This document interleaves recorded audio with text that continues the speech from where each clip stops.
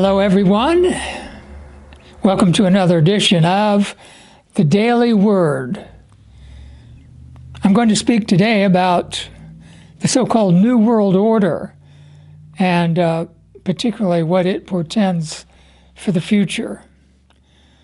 You know, that phrase, New World Order, means different things to different people, but I mean it in the sense of the conspiracy to develop a one world government, a global government that will override all national sovereignties. You know, there are hundreds, thousands probably of videos, and people have written books about this over the course of the last 20, 30 years. And of course, on the other hand, the people that talk about this are dismissed as conspiracy theorists. I'm certain that phrase was coined by the conspirators, if they can be called that. But to boil it down, I mean, as I hope I'm speaking to a few of Jehovah's Witnesses that have a little bit of basic Bible knowledge. But as we know, this world is governed by Satan the devil. That doesn't mean that Jehovah has given him a blank check to do whatever he wants. Jehovah's will is still done, and he can override the devil's schemes and use them as he sees fit. And that is exactly what is happening.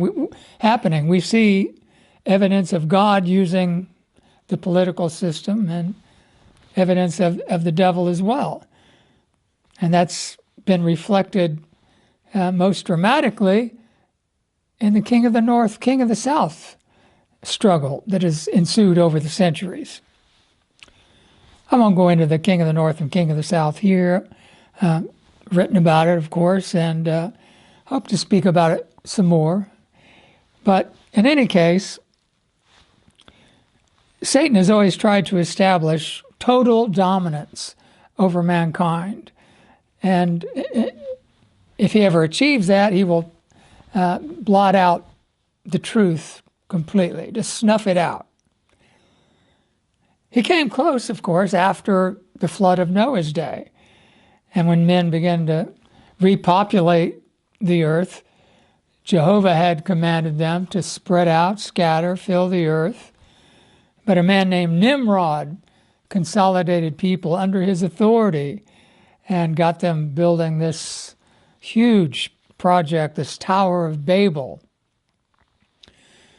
And had that project gone forth, who knows where it would have led. But Jehovah saw what was developing, and he said, look, they have one language, and this is what they do. There's nothing they will not be able to accomplish.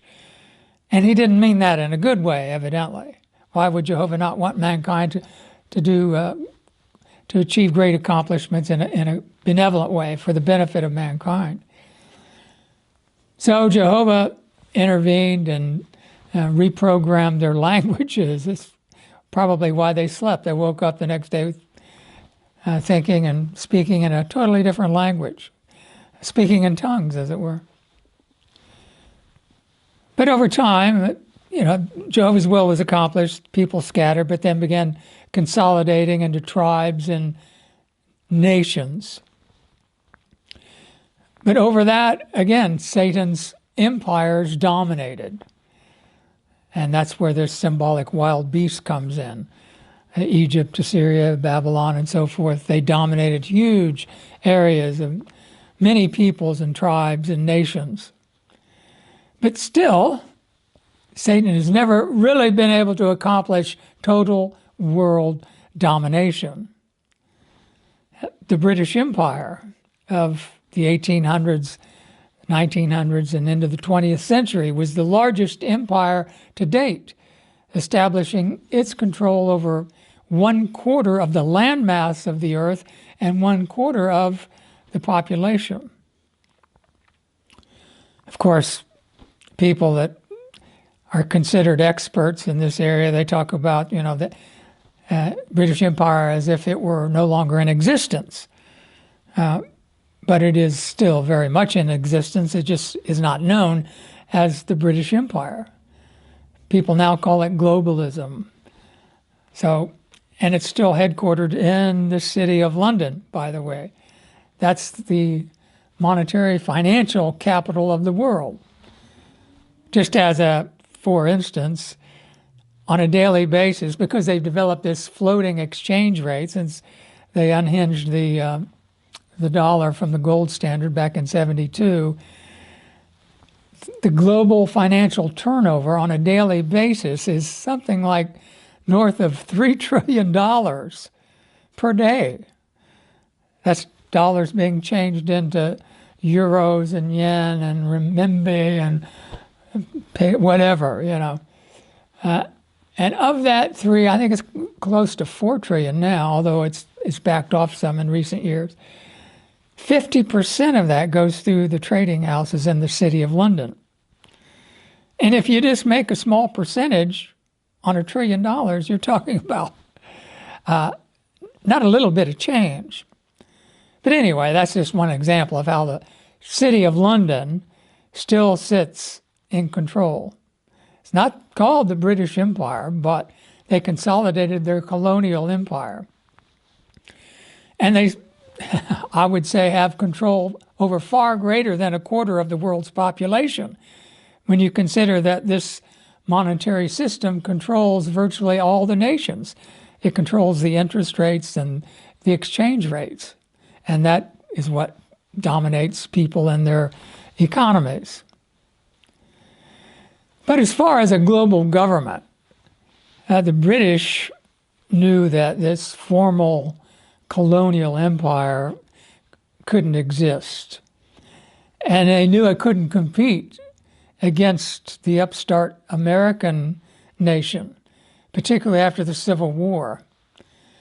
And they developed an idea, a scheme, a long-range goal, a conspiracy, if you will, to subvert the United States, to undermine it, to change its policy, to infect it with British imperialism, and to bend it to do the empire's will. Because America, I mean, it would not subject itself to the crown. That's what caused the Civil War, the War of 1812, and the British took the side of the Confederacy. I've spoken about that before. But the undermining began with the development of these various think tanks, the Fabian Society, which is still in existence today, to little by little, their mascot is a tortoise, slowly but slowly make socialism the dominant government and destroy the American system. Well, after World War I, they put forth this League of Nations.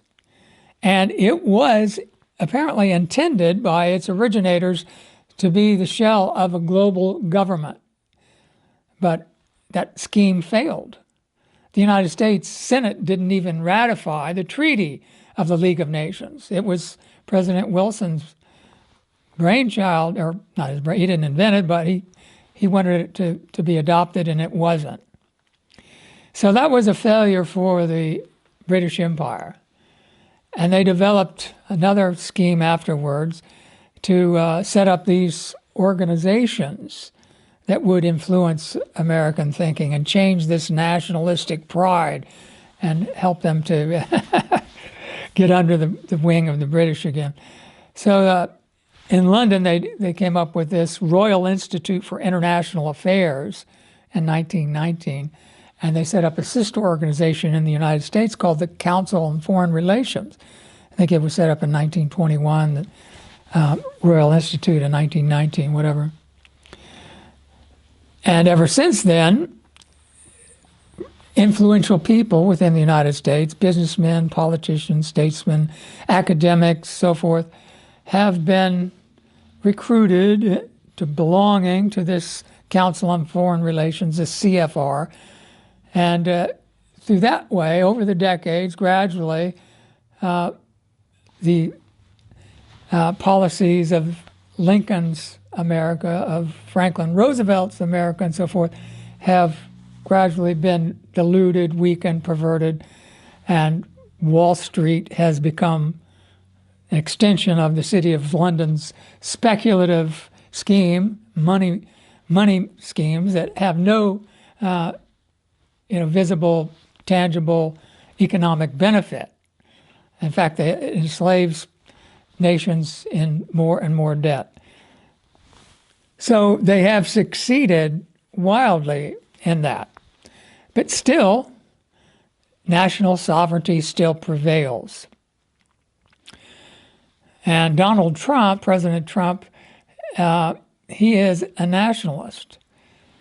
In fact, his father was a member of the John Birch Society, or if not a member, was influenced by them. And I think that had an influence on Donald's thinking. Of course, the John Birch Society, even though they feel that there's a conspiracy among the banking elite to subvert the United States into a communist one-world government. The thing about the John Birches, they don't recognize that it's really a British scheme. It's not an American bankers. But anyway, after World War II, then they did succeed in getting the United States to become a member of the United Nations. And the banker, Rockefeller, even donated the land for the UN building. And, the John Birchers are big on, going after the Rockefeller as the originator of this scheme. He obviously was not. Just an Anglophile, if you will, I suppose. But anyway, so Trump represents a threat to this global domination, global governance. And so, the British are still having to deal with this nationalism. Now it's popping up in Europe because Europe has been throttled by the EU and national sovereignty has been sublimated to this government in Brussels. But now you have a nationalist populist guy in Italy. It's popping up in Hungary. They're tired of being overrun by refugees. It's interesting that, of course, the United States and the British created this mess in the Middle East. They've destroyed country after country and created chaos and wars and civil wars. And now there's a flood of millions of refugees, people that just want to live. You can't blame them. But it is interesting that in the days of the Assyrian Empire, and remember, they're all part of the same beastly apparatus. It's Satan's government. He just uses one empire after the other, and there's similarities of all of them, all the heads of these beasts. But the Assyrians, when they conquered Israel, the 10 tribes anyway, and they drug them off their land, they brought in peoples from other nations that had been conquered, and they settled them in the land of Samaria. And instead of the Assyrian, he was changing borders, wiping out the borders of people. And that's exactly how the British Empire is operated. And it's what's behind this flood of refugees. They want to weaken national identities. They've taken down the borders of the states. Individual nations in the EU have no authority to say, no, we can only accept so many. They're being overrun by people of an entirely different culture, people who don't necessarily want to be there either. Their homes were blown up in Syria or whatever. They'll be killed by ISIS, who is, of course, an appendage of a mercenary army of really London and Washington. Everybody, I think, pretty much knows that, but they have to go along with the lie, go along to get along, kind of a thing. So you can see that there is a strong push to take down nation states because the clock is ticking, really, on India, China, Russia are banding together, Iran, Turkey. They're dropping the dollar, the petrodollar. And it seems that the United States is hastening its own demise by imposing these sanctions. Just last week, even more egregious sanctions were imposed on Russia by not necessarily Donald Trump, his political opponents, but he seems powerless to veto it. But it's interesting that the Russians said, we consider this an act of war, and we will respond in our own way. And if you're paying any attention at all, there's a massive military buildup. NATO is moving troops up as close to Russia's border as possible, in Finland and Poland. Ukraine is now being armed. And Russia and China are building up their armed forces and cooperating in vast military exercises that haven't taken place since the Cold War. So we're heading to a big conflict. And at some point, we can expect that these globalists are going to have their way and destroy what we know as the nation-state system that has existed since 1648, since the Treaty of Westphalia made nations sovereign. Remember, it was Tony Blair. He was the Prime Minister of Britain back in the 90s. And as a mouthpiece for that empire, he said, Westphalia is through. And we're seeing that it is in the EU. But America's going to go down, and that's what I've been talking about. Not at Armageddon, before. Jehovah used, he can use any empire under Satan's control, as I mentioned. He used Assyria to punish the 10 tribes, and then he used Babylon to punish Judah and destroy Jerusalem, and that's what all the prophets were speaking about. And one prophet in particular, Habakkuk, spoke about this ruthless Chaldean. And in verse 5, this is the first chapter of Habakkuk, he says, "Look among the nations and pay attention. Stare in amazement and be astounded. For something will happen in your days that you will not believe, even if it is told to you. For here I am raising up the Chaldeans, the ruthless and impetuous nation. They sweep through vast stretches of the earth to seize homes not theirs." So Babylon did it the hard way, didn't they? They had to ride horses and carry all, the battering rams and all of that. Took them years to conquer Tyre. There's a lot of muscle work back then. And some people may be inclined to think this is, ancient history and has no relevance. But it actually does, because, as I said, this beastly system is all one.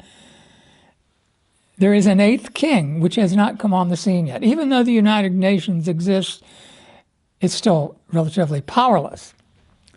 Okay, but the eighth king springs from the seven. One of the seven is Babylon.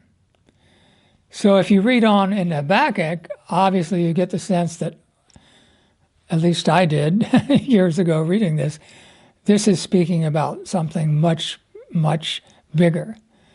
In fact, it's speaking about this conspiracy for a one world government. And it said, even if you hear about it, you will not believe it.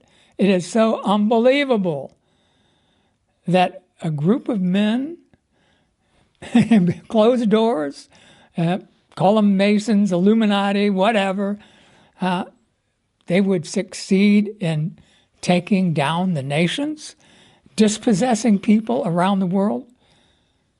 Let me tell you, the scheme is in play.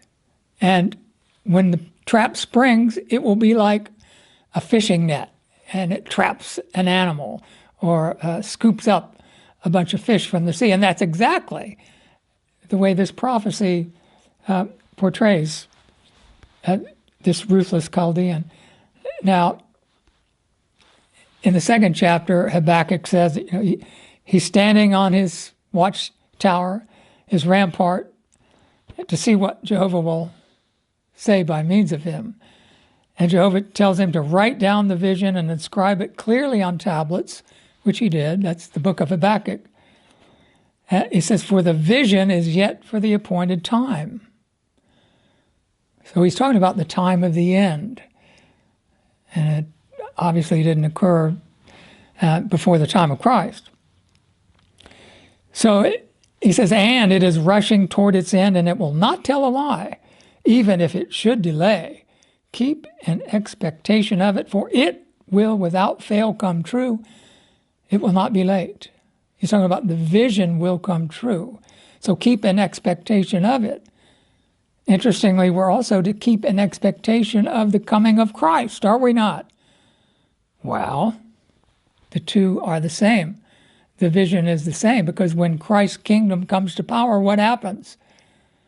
Satan is evicted, but he has things in place to strike his own wild beast, put it to death, seemingly.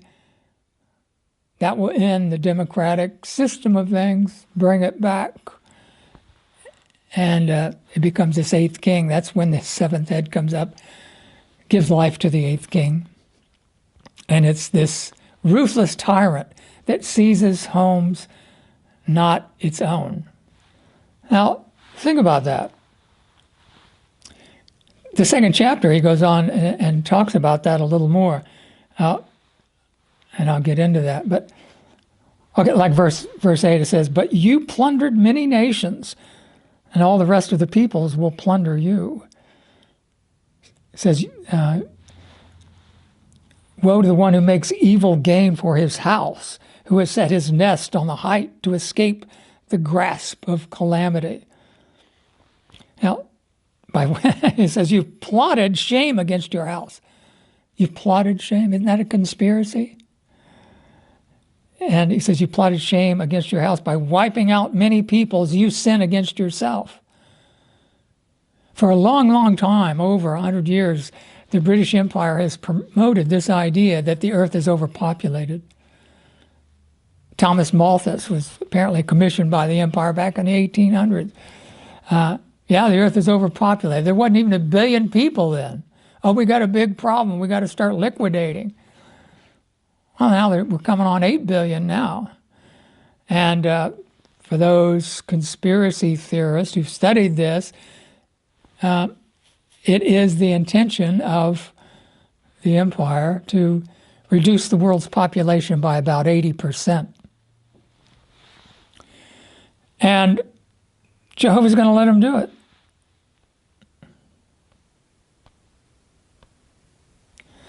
Put it back. I moved back to the first chapter there because this is important. Habakkuk says to God, "O Jehovah, you appointed them to execute judgment. My rock, you established them for punishment." So, yes, God did use the Babylonians to punish his people. But this prophecy goes on to point out all nations are going to be punished by this ruthless tyrant, particularly because they will not have accepted Christ's kingdom when it comes. So Christ will be ruling at the same time this ruthless Chaldean, in the form of the eighth king, is dispossessing people and killing masses of people. Well, yeah, it says he kills nations constantly. He scoops them up like hapless fishes in his net, and he dines upon them. So I don't think people realize how easily they could be dispossessed. Because we all know that everybody's in debt: credit card debt, mortgage debt, college tuition debt, car debt. We all owe the banks something. And corporations are massively in debt. They issue bonds, which is a form of debt. And governments are in debt to these bankers that invent money out of nothing and charge interest for it. The United States is trillions of dollars in debt. So as these nations liquidate their dollar holdings, at some point there's going to be trillions of dollars that are not wanted by nations that no longer use them, and all that money will come flooding back to the United States and cause a tsunami of hyperinflation. And like what happened in Germany in 1923 when they printed the Deutschmark to pay off their war reparations debt, which the British imposed upon them through the Treaty of Versailles. And it was a boom of prosperity, seemingly, for a while. And then the money just hyperinflated into worthlessness. You've probably seen pictures of people carting around wheelbarrows, or stacks of Deutschmarks to go buy a loaf of bread, or and women use big bundles of paper currency to heat their homes, light their ovens, and cook on the stove. So that's probably what will happen to the U.S. dollar. It'll just become nothing. And we're already hearing, talk about setting up a new financial system. China and India, as I say, Russia are already doing that. I can't imagine London being out of the loop on that. They actually control the petrodollar, by the way, so I see them probably manipulating behind the scenes, pull the plug, crash the whole deal, set up a new system, but the debt will remain. You'll still owe them something. You won't be able to repay them in dollars. Your dollars will be worthless. So that's how communism works. You may think you own something. You may not even have a mortgage. You own a house. Communism says, no, you don't. We own everything. We own everything. We'll let you live if we find you useful. Get to work. This your land? Okay, we'll let you farm it. We'll take the produce and give you a little bit. Back to the good old days of the feudal system on a global scale. That's the conspiracy. That's the scheme. That's the plot. And to accomplish that, the nations have to be shaken, brought down. Of course, there'll be war involved, food shortage. That'll all come into play, what Christ foretold. Yeah. But these things have to happen, right? And then Christ will make his presence known. And that's what the 3rd chapter of Habakkuk is about. It speaks of God coming from Teman, the Holy One from Mount Paran. His majesty covered the heavens. With his praise the earth was filled. His brightness was like the light. 2 rays flashed from his hand where his strength was hidden. Before him went pestilence. A burning fever followed at his feet. He stood still and shook the earth. With a look, he made nations leap.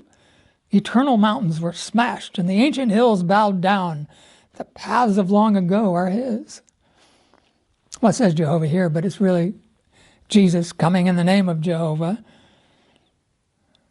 His glory will fill the earth as he comes in the name of his Father.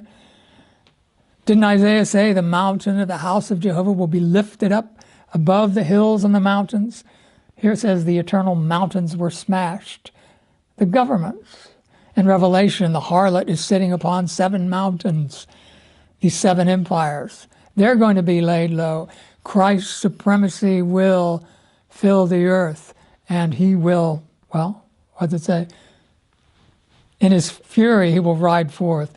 Your bow is uncovered and ready. The rods are assigned with an oath. You split the earth with rivers. The sun and moon stood still in their lofty abode. Your arrows went out like light.